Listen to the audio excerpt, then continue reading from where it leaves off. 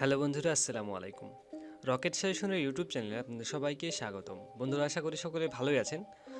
আপনাদের দোয়ায় এবং আল্লাহর অশেষ মেহেরবানিতে আমরা অনেক ভালো আছি। তো বন্ধুরা, আজকের এই ভিডিওতে আমরা আপনাদের সাথে শেয়ার করতে যাচ্ছি ডিগ্রি দ্বিতীয় বর্ষ পরীক্ষা 2022 অনুষ্ঠিত 2024-এর ইতিহাস তৃতীয় পত্রের রকেট স্পেশাল সাজেশনের থেকে কিছু গুরুত্বপূর্ণ প্রশ্ন। তো বন্ধুরা, শুরুতেই আমরা চলে যাব খ বিভাগের দিকে। তো যাদের পূর্ণাঙ্গ সাজেশন প্রয়োজন তারা আমাদের ওয়েবসাইট ভিজিট করবেন rocketsaggestionbd.com। এবং যাদের ডিগ্রি অনার্স মাস্টার্স পরীক্ষার সাজেশন লাগবে তারা আমাদের স্ক্রিনে দেওয়া হোয়াটসঅ্যাপ নাম্বারে যোগাযোগ করে কাঙ্ক্ষিত পরীক্ষার সাজেশনটি সংগ্রহ করবেন। তো আমাদের শুরুতে আমরা চলে যাব খ বিভাগের দিকে। তো খ বিভাগের প্রথম প্রশ্নটি হচ্ছে, দ্বৈত শাসন বলতে কি বোঝো? 2. ফখরুদ্দিন মোবারক শাহের কর্তৃত্ব মূল্যায়ন করো। 3.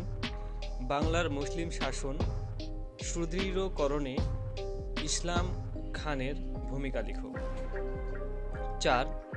সুবেদার শায়েস্তা খানের আমলে বাংলার অর্থনৈতিক অবস্থা কেমন ছিল? 5. পরিচয় দাও রাজা গণেশ, বখতিয়ার খলজি, আলাউদ্দিন হোসেন শাহী, রবার্ট ক্লাইভ। 6. পলাশী যুদ্ধের কারণ কি ছিল? 7. বক্সারের যুদ্ধের ফলাফল কি ছিল? 8. মালজমিনী ব্যবস্থা কি?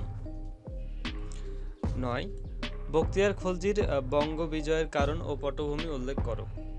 তো বন্ধুরা, এই ছিল আমাদের খ বিভাগের কিছু গুরুত্বপূর্ণ প্রশ্ন। তো এবারে আমরা চলে যাব গ বিভাগের দিকে। এবারে গ বিভাগের প্রথম প্রশ্নটি হচ্ছে, মধ্যযুগ কি? মধ্যযুগের বাংলার ইতিহাস পুনর্গঠনের উৎসগুলো আলোচনা করো। 2. ইবনে বতুতা বিবরণী আলোকে বাংলার আর্থসামাজিক ব্যবস্থা বিশ্লেষণ করো। 3. হোসেন শাহী যুগকে বাংলার ইতিহাসের স্বর্ণযুগ বলা হয় কেন? 4. রাজা গণেশের উত্থান ও পতন আলোচনা করো। 5. বাংলার সুবেদার হিসেবে মীর জুমলার কর্তৃত্ব আলোচনা করো। 6.